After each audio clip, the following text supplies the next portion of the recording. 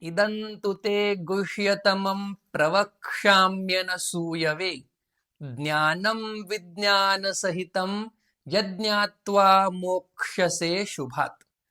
भगवान अर्जुनाला अत्यंत गोपनीय ज्ञान सांगतात. गोपनीय का? इंद्रियांना विषय होत नाही म्हणून. अर्जुनालाच का सांगतात? अनसूयवे. दोष दृष्टी अर्जुनाकडे नाही. अर्जुन कोणाचाही द्वेष करत नाही.